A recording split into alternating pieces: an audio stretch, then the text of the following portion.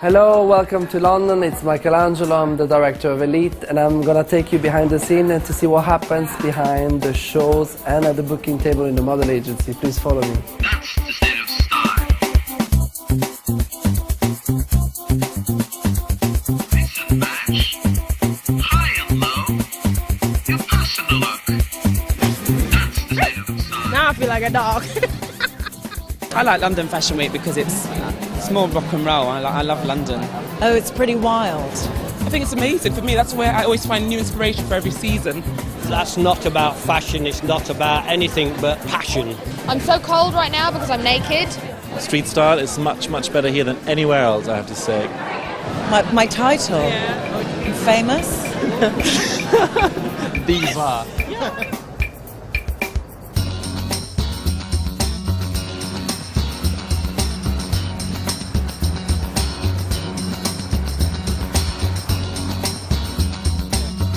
So when I'm walking the street, I'm always scanning everybody, trying to find if I can find a new talent on buses, in the streets, looking every day.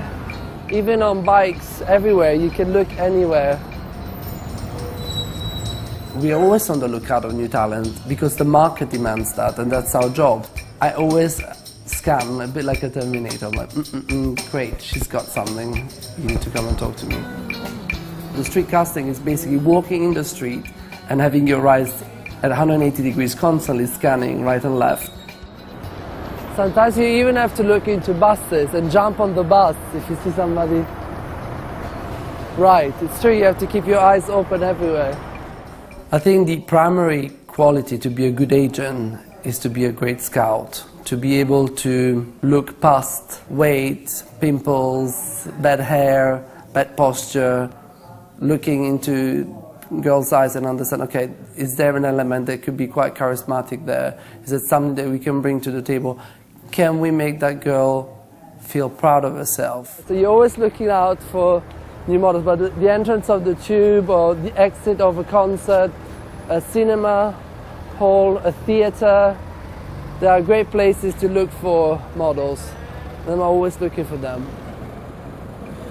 Look on that bus, if we look up, the boy, 1, 2, 3, the third one looks quite interesting.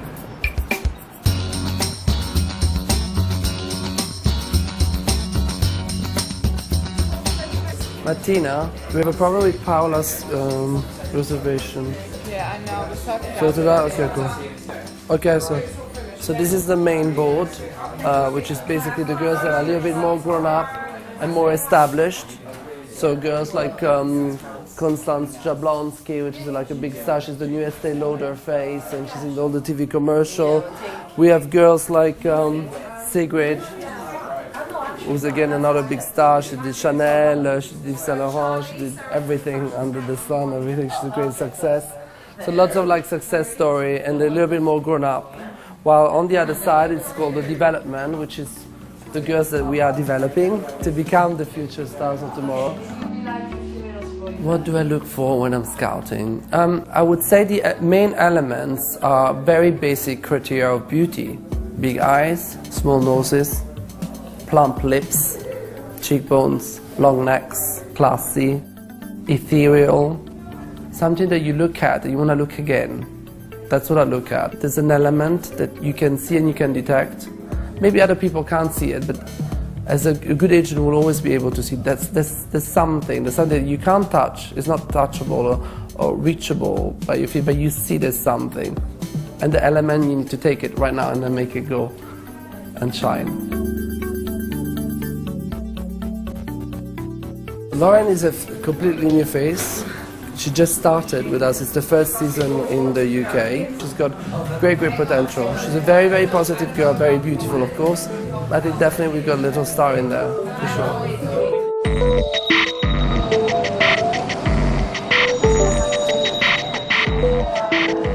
My name's Lauren Kemp and my mother agency is Elite in Amsterdam, and in London I'm with Elite in London. An agency is very important. I think the only way you're guaranteed to have a good career and get decent jobs is with a good agency. Otherwise, you're going to end up working for baby stroller companies and that sort of thing. Good agencies have good clients, so you get better jobs. Fashion Week is very important for me because I think it's really helps you grow as a model. You have to become very independent. It's very up to you. If you want to succeed in this industry, you have to work for it, and Fashion Week definitely teaches you that. Running to castings, making new contacts, being alive all the time, up and going, very important.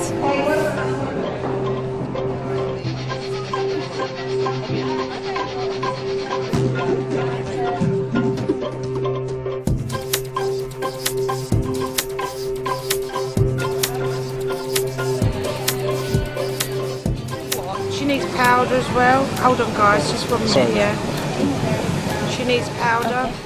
We're doing a natural redness, brown in the eyes. We're putting that back in. We're washing it over with a slight bit of grey to give you that storminess. Burberry likes to work on the weather, so we're trying to incorporate that in the makeup too. But obviously wearable, it's got to be wearable. Well, the collection's very sort of 60s inspired, lots of sort of structured sort of shapes within the clothes, and we wanted to give the girls a sort of smaller head like they used to have in the 60s, but sort of more in the Burberry world, so which is obviously very effortless, and it feels like, the girls have just sort of done their hair themselves.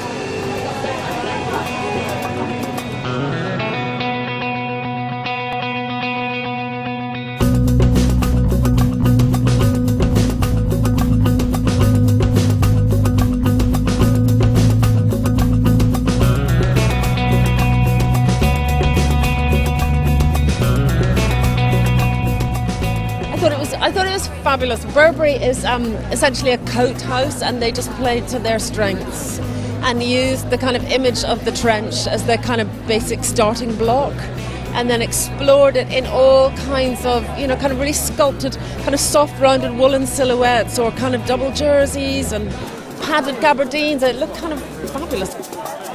I loved all the black and white printed fur. I thought all the fur looked incredibly luxurious. I mean, I think time and time again you think, how's he going to reinvent the trench? How's he going to reinvent what this house stands for? And every season he really does it in a new and fun way. I love the bright colors at the beginning, but I loved all the fur. The clothes are beautiful. I think, if you want the best coat next winter, this is the only place to go get one. I mean, it was some of the most beautiful outerwear I've seen all season.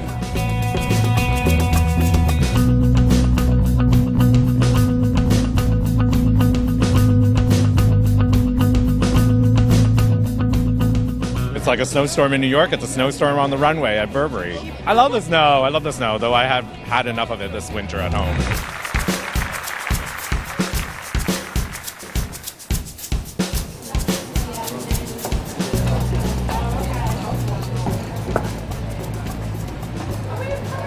We'll rehearse the beginning. Stand on the catwalk, Whisker, in the light. That's it. Okay, Fabio, music.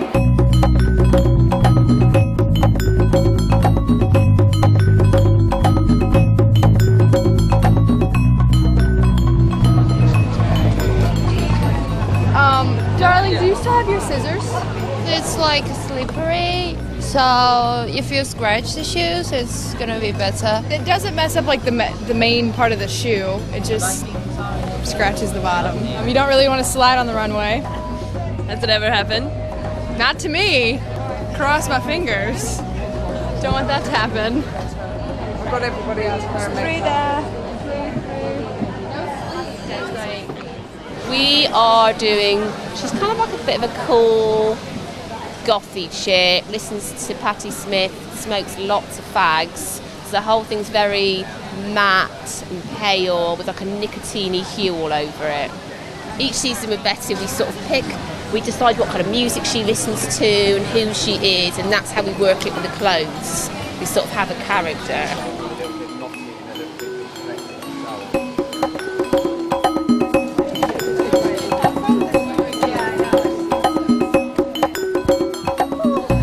Of a rubber material, and it comes from like sex shops.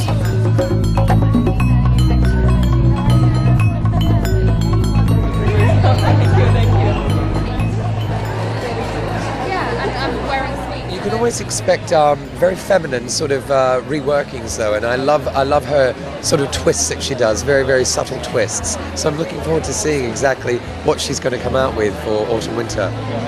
I think we were, like, my sister and I, we sort of brought up, my dad works with my mum, and we were sort of brought up sort of trained to kind of look at fabric and look at texture and look at prints and all of that stuff. So from a very young age, we were sort of taught about that stuff, which is, you know, it's great. Fashion makes you feel good.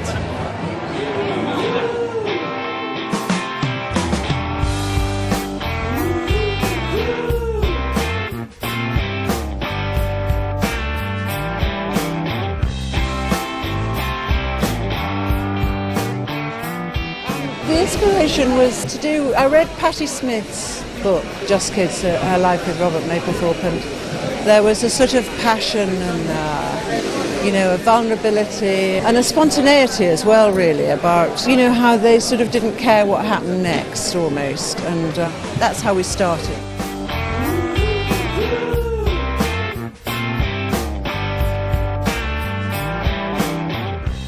She just impressed herself on me because I think she is one of those designers who is never in a spotlight, but who actually makes the clothes that people wear.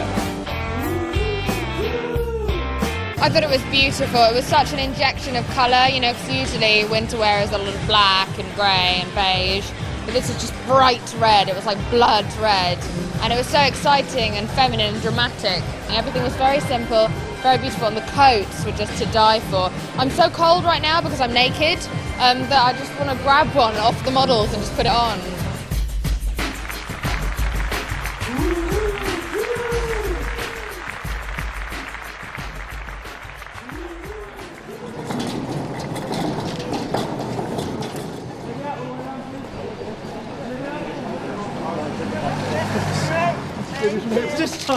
Just get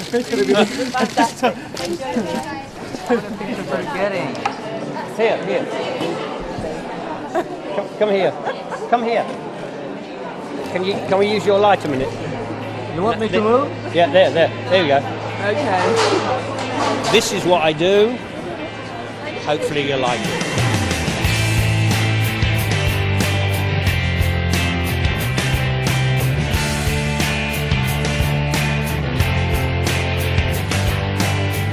I thought it was lovely. I think Paul Smith was doing what Paul Smith does very, very well. You know, he always mixes a lot of masculine clothes into a feminine wardrobe. And I love the way he did it in such a relaxed way that the, you know, cardigans were just kind of hanging off people's shoulders and their hair was still caught in their collars. You know, he knows what his customer likes, and he has a huge customer base all over the world. That's not about fashion, it's not about anything but passion. The inspiration is really just my DNA. In fact, I've been designing clothes for many, many years for men, and I thought use all my tailoring skills and my skills of simplicity. Of course, they've all got, you know, lovely linings and they've got special hidden things, but basically they're clothes for confident women that are not looking for needing to do very extravagant things, showing bare chests or lots of jewellery or high heels to draw attention to themselves. Be like you girls are, you know.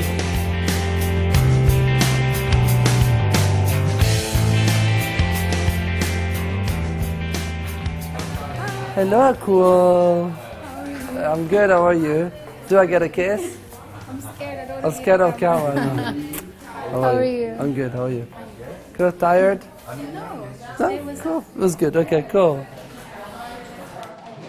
So there was a Kool de Mabior, a beautiful Sudanese model, just taking the fashion week by storm. She's actually doing fantastic, already done Paul Smith and really, really amazing shows, one after the other. First time in London, she's having a fantastic season. Elite. At Fashion Week, there's about 7 to 12 shows a day, multiply 57 models that we have in town. So you make the mathematics, it's quite a lot to do. It's basically an enormous amount of organizational skills. It starts in the morning, it's like going an army boot camp. Girls come in, we check them if they're dressed right, then jump into the car and they start going to their castings. What's in red is the shows. They have to do fittings, which are the blue ones, and these are all casting, and then they request casting. It means that the client specifically asks for them. So throughout the day, throughout all London, they need to travel and try to get to everything on time. And whatever they miss, then it gets passed on to the day after. This is where models wait for us and get seen and so forth. This is one of our boy models, Johnny Hamilton. And here we have very lucky, the infamous shower, because models come from New York, so they don't have the time to go to the hotel and get changed because the Fashion Week overlaps with the dates. So what we do is literally take the girl as she arrives from the airport, throw her into the shower, get her washed, dressed after the long flight, and prepared, hair dried, and straight into the casting. So this is our infamous show package of Fashion Week for autumn-winter 2011. Ta-da! So just to give you a variety, Helen is Irish, Inga is Norwegian, KK is originally, I think, from Sweden, but she lives in Hawaii, and she was scouted while she was surfing. Just another funny story. My problem is kind of approaching mothers and young kids, because I always think about the mechanism behind it. I always think a young man approaching a young girl who's 16 with the mother, it looks wrong. So I always have a young girl with me who's my assistant, who kind of runs and start talking to them. And then when the conversation is open, then I start approaching them and having a talk. We got a Swedish one, Dorothea Bart Jorgensen. I know that in Swedish you say tortilla. So Dorothea is a really, really great girl. She shot British Vogue, Italian Vogue, American Vogue. Fantastic girl. Jade is French. Juana is Peruvian. Is one of the few Peruvian models in the world. She's really, really successful as well. Julia Sanz. It's fundamental for me that somebody else scouted becomes successful. I mean, I have fairy tales that are real fairy tales. Little girl that was living in a stable because the parents couldn't afford a bedroom. So she was living above the horses in a little farm. Suddenly lives, in a multi-million flat in New York. Fairy tale, it's great. You have that element. That's we like to believe we can help the fairy tale happen, and that's the biggest challenge of our job. So of course it's fundamental to see our new faces grow. See you later, James. Bye, thank you. Bye.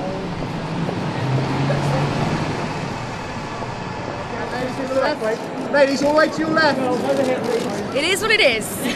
Just for Vivian. Thank you so much. Have a great one too. Vivian is a kind of inspiration, I think, in terms of her attitude to what she does. Of course, if you're excited about what you do, then of course it doesn't matter how old you are, Don't be ageist. She puts things together that you don't expect, different prints, different looks, something hard with something soft. She's my absolute favourite. Nobody can touch Vivian.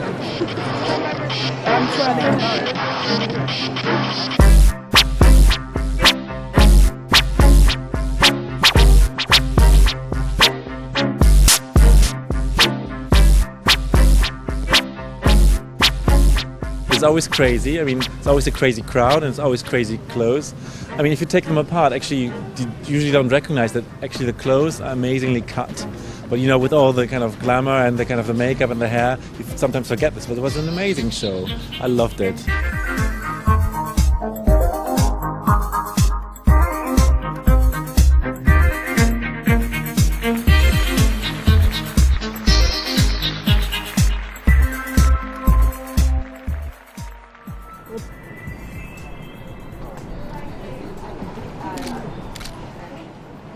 Okay, great. Thank you. Thank you.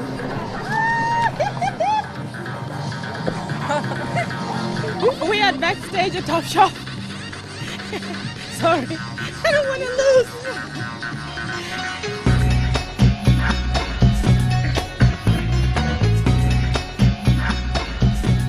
We were looking at 101 Dalmatians, so the film with Cruella de Vil and obviously the little puppy dogs.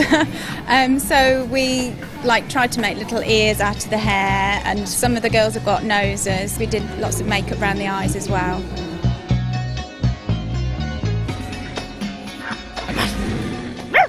Now I feel like a dog. Let's go, guys. Thank you, guys. I love Topshop. It's my favourite store on the high street.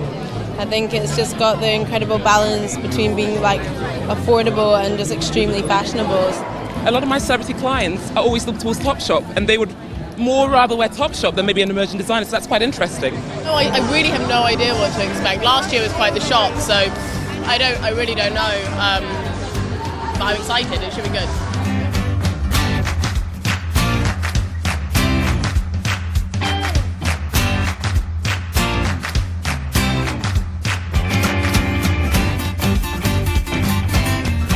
Loved it. Loved the whole Cruella de Vil feel. But apart from that, I love the whole sensibilities, the cuts, the garments, the prints.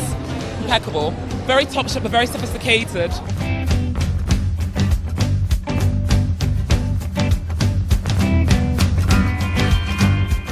And I love that it crosses over from, the very young teenager girls, myself, right across to someone like my mum, because I think it was very well tailored. But it was still fun. It still felt very Topshop.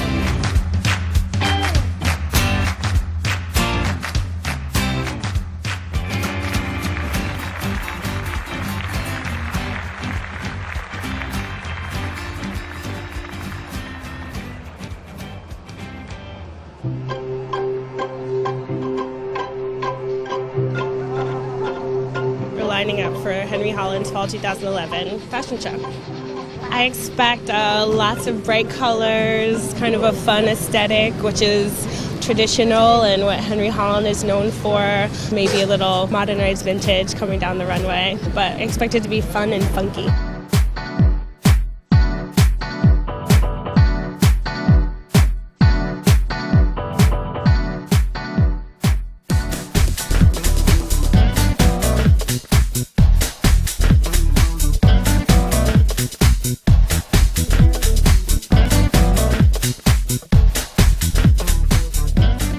Sort of witty and really sharp. I think he's got a real eye for putting things together. I mean, the styling in this show I thought was brilliant.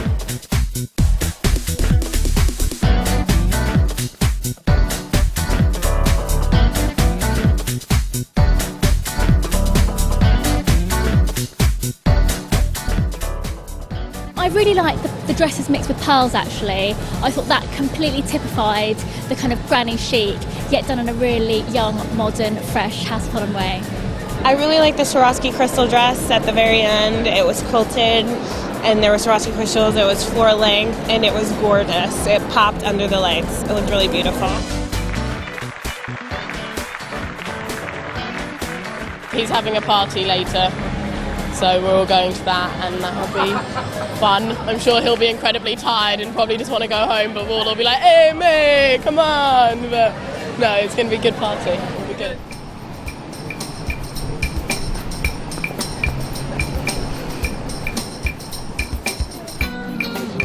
Hi. Hi. Michelangelo from Elite. I'm the director of Elite.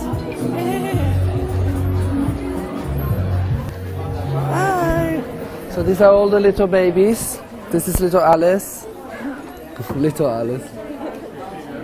Okay. So I'm here now, I'm backstage to look after the models. We're gonna check that everybody's okay.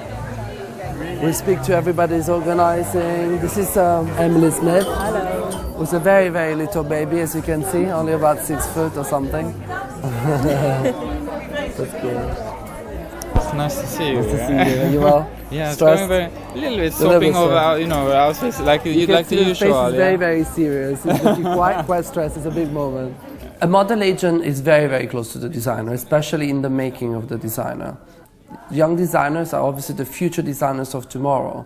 So for us, they are a very important element of our growth, of the business. We look at them and analyze their collection. We look at who are the people involved with them. We look at which stylist is going to work with their collection. They're going to be with you. They're going to be faithful to you because you've been there every step of the way when they didn't have a penny and they were like sewing at the machine by themselves. And then one day they've got 150 people working for them, and we've still been there. So for us, designer and model agents is a very, very close link. We worked with Elite last season as well, and we were really happy with the collaboration, so we wanted to continue now to work with them for this show exclusively. Right guys, everyone outside. Everyone out. So we're basically being kicked out. There's not enough space to stay here. So we gotta get out. We looked at the models, we checked that they're okay. They all seem quite relaxed actually, so I think our job is done here.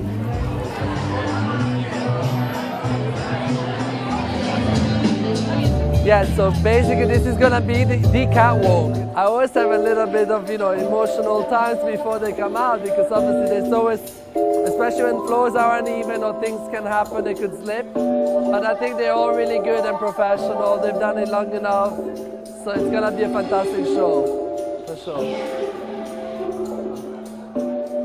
Normally we're like scouting, but tonight we're really looking after the girl and making sure they're okay. Very exciting moment. But then the most exciting thing about everything is that all my girls will be walking this catwalk and everybody's watching them. So the work of like a year is kind of summarized here. So it's cool. Very exciting.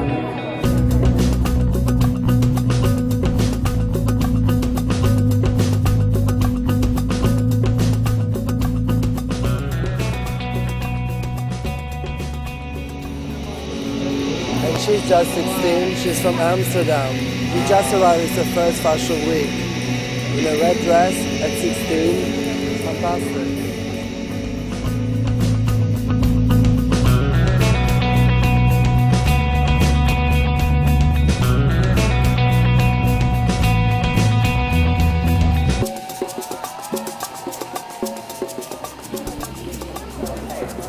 It was fantastic. Thank you. Really beautiful. Really Was it good? It was fantastic. Yeah? Hot. Really hot. It was good. Gorgeous girls. They were just... Thank you. So this is how they look without makeup. Normal.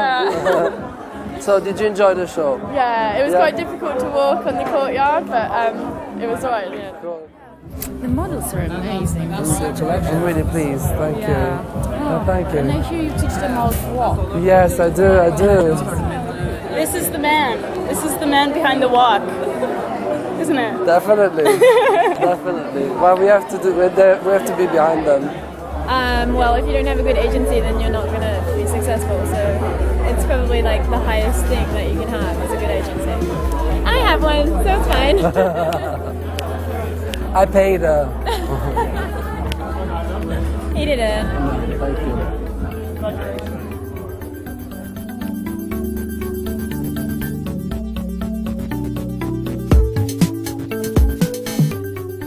I work well. I have to make sure that everybody goes home safely, that everybody's okay and dressed and heading home for the day. But then everybody off to Milan and Paris and so forth, and another day starts again.